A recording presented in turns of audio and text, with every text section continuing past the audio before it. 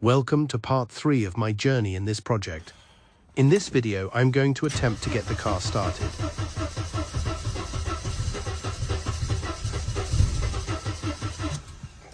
I have replaced the battery as it was not holding charge, replaced the OVP relay, and also sprayed some easy start into the fuel injection system known as KE Jetronic.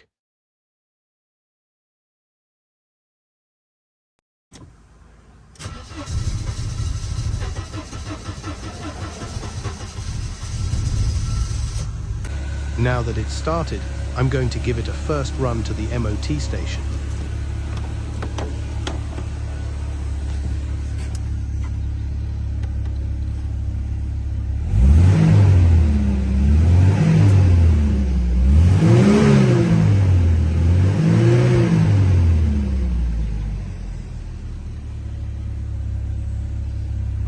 The drive to the MOT center was not bad. Seems to get better the more I drove. The car has passed MOT with some advisories as shown on screen. These will be looked at during service.